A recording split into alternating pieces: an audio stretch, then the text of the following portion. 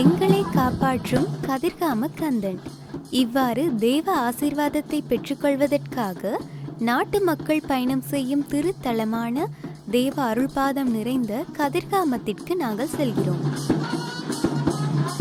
இங்கு மாதுளை செய்கையும் சிறப்பான முறையில் மேற்கொள்ளப்படுகிறது. மாதுளை பழம் சுவையும் மருத்துவ குணமும் நிறைந்த ஒரு பல்லாண்டு பயிராகும்.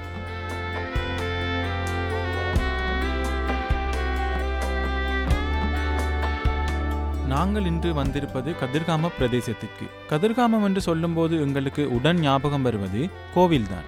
ஆனால் இங்கு ஊவா மாகாண விவசாய திணைக்களத்தினால் முக்கியமான ஒரு செயற்பாடும் மேற்கொள்ளப்படுகிறது.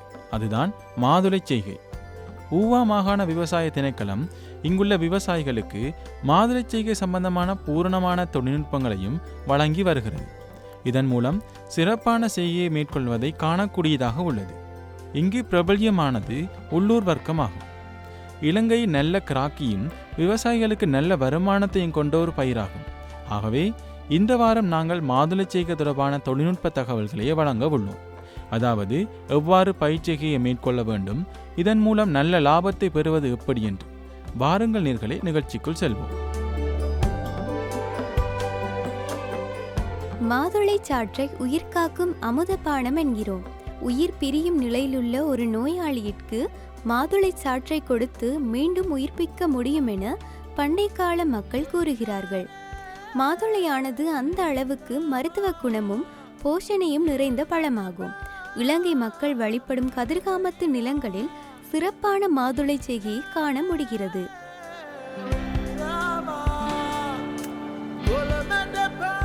ஊவா மாகாண விவசாய திணைக்களத்தினால் இப்புண்ணிய பூமியில் மேற்கொள்ளப்படும் மிகப்பெரிய சேவையை அறிந்து கொள்வதற்காக எமது குழு வந்துள்ளது. அதுதான் நாட்டு மக்கள் எல்லோருக்கும் தேவையான போஷணை நிறைந்த உள்ளூர் மாதுளை உற்பத்தி. வளமான மாதுளை செய்கையை பார்க்கும் போது எமது மனம் பூரிப்படைகிறது. கதிர்காம விவசாயிகள் இம்மாதுளை செய்கையின் மூலம் பெரிய லாபத்தை அடைந்து வருகிறார்கள்.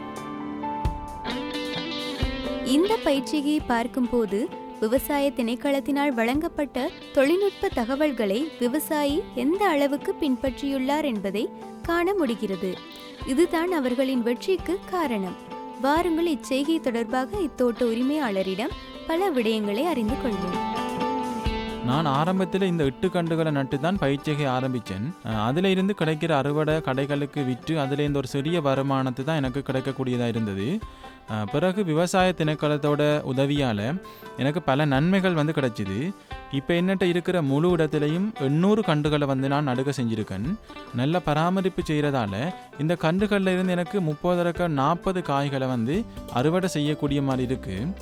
இது போன்ற பெரிய காய்களை பெறக்கூடிய மாதிரியும் இருக்குது.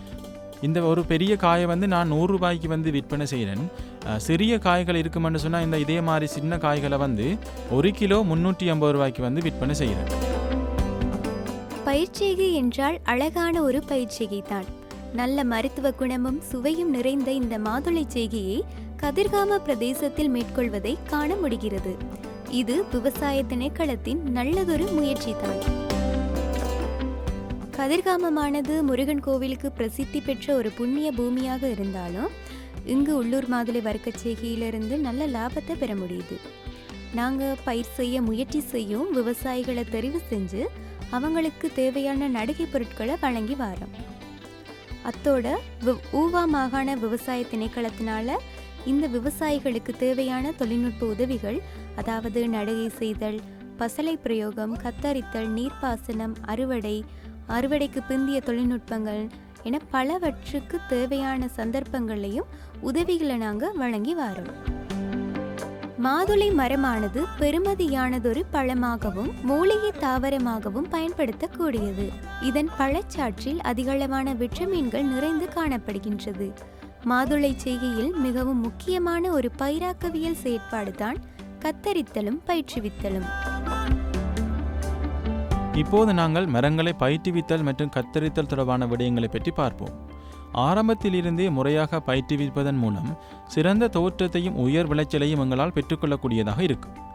தாவரத்திலிருந்து தனித்தண்டு மட்டுமே இருக்கக்கூடியவாறு பயிற்றுவிக்க வேண்டும்.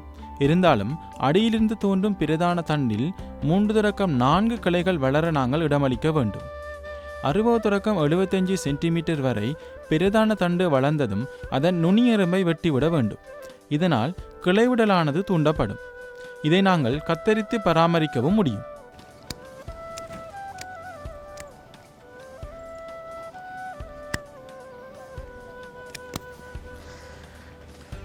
பின்பு இங்கு காணப்படும் தேவையற்ற கிளைகள், நீர்வாதுக்கள், தேவையில்லாமல் நீளமாக வளரும் கிளைகள், நிலத்தை தொடும் கிளைகள், மிக கீழே தோன்றும் கிளைகள், இறந்து நோய்வாய்ப்பட்ட கிளைகள் மற்றும் குருவிச்சை தாவரத்தை கொண்ட கிளைகள் என எல்லாவற்றையுமே நாங்கள் இங்கு அகற்றுதல் வேண்டும்.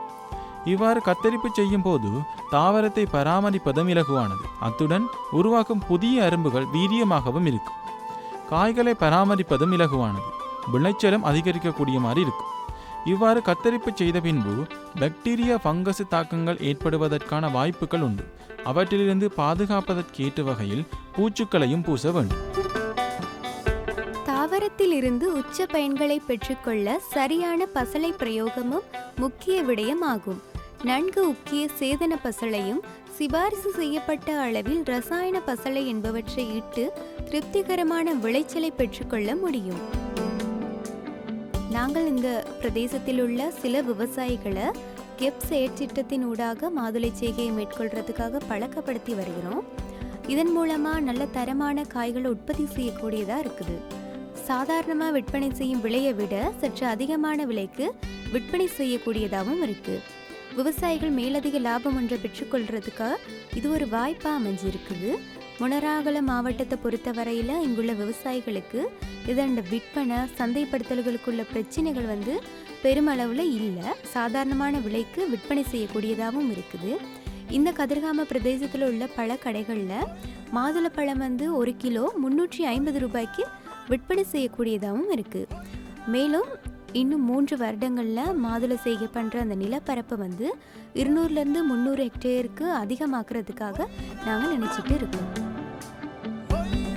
விவசாய திணைக்களத்தின் உதவியால் இந்த ஊர் விவசாயிகளின் இந்த பயிற்சியை பார்க்கும் போது அழகாகவும் பழத்தை உண்ண ஆசையாகவும் இருக்கிறது.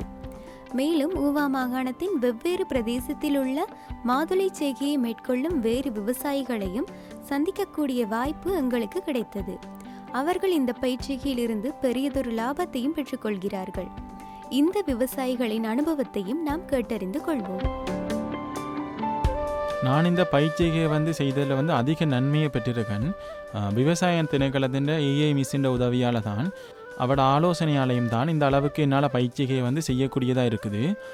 நடுகை செய்கிறது, பசலை போடுறது, கத்தரிக்கிறது, விளைச்சல் எப்படி அறுவடை செய்கிறேன்னு சொல்லி எல்லா விடயங்கள் சம்பந்தமான ஆலோசனைகளையும் எங்களுக்கு வழங்கி வரதால தான் என்னால் இந்த அளவுக்கு பயிற்சிகையை செய்யக்கூடியதாக இருக்குது. இந்த பிரதேசத்தில் இன்னும் இப்பயிரை செய்கிறதுக்கான வாய்ப்புகள் நிறையவே இருக்குது. நாங்கள் பயிற்சிகையை நல்லா மேற்கொள்கிறதால நல்ல லாபத்தையும் பெற்றுக்கொள்ளக்கூடியதாக இருக்கும். இந்த கதிர்காம பிரதேசத்தில் மாதுளை பயிற்சிகை செய்கிறதால எந்த பிரச்சனையுமே இல்லை. நல்லபடியான பயிற்சிகை எங்களால் மேற்கொள்ளக்கூடியதாக இருக்கும். சந்தையில் விற்பனை செய்கிறதுக்கும் எந்த விதமான பிரச்சனையும் இல்லை. இந்த பயிருக்கும் இந்த பழத்துக்கும் இந்த ஊரில் நல்ல கிராக்கியும் இருக்குது.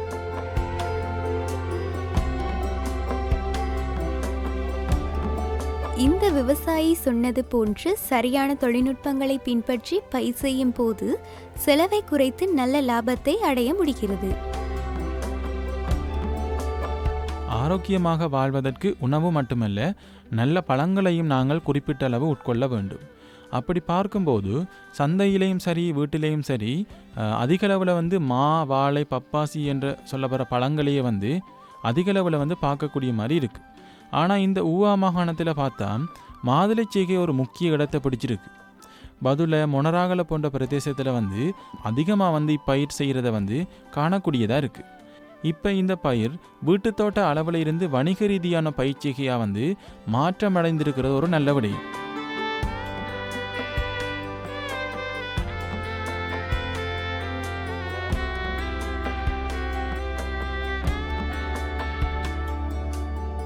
இந்த அறுவடை எல்லாமே இங்கே இருக்க மக்களுக்கு கிடைக்கக்கூடியதாக இருக்கும். இருந்தாலும் என்னோட விருப்பம் இந்த நாட்டில் இருக்க எல்லா மக்களுக்கும் கிடைக்க வேணுமென்றது தான்.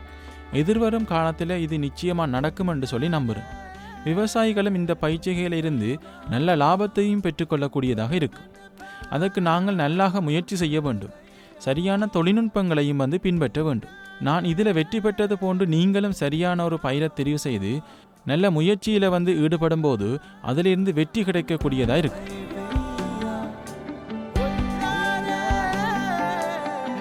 விவசாய திணைக்களம் இப்பயிற்சியை ஊக்குவிக்க பல முயற்சிகள் எடுத்து அவற்றில் வெற்றியை பெற்றுள்ளது. இப்பிரதேச விவசாயிகள் விவசாய போதனாசிரியர்களின் வழிகாட்டல்களையும் தொழில்நுட்ப ஆலோசனைகளையும் முறையாக பின்பற்றியமையே இவ்வெற்றிக்கு முக்கிய காரணமாகும். அது மட்டுமல்ல, எமது கடின உழைப்பும் முயற்சியும் எம்மை நல்வழிக்கு கொண்டு செல்லும் என்பதற்கு இவ்விவசாயிகள் முன் உதாரணமானவர்கள்.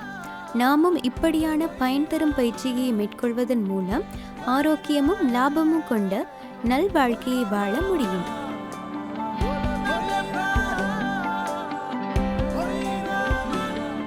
நல்ல சுவையான பழம். இது எமது நாட்டு பழம், எமது விவசாயியின் உற்பத்தி. அதுதான் இந்த சுவைக்கு காரணம்.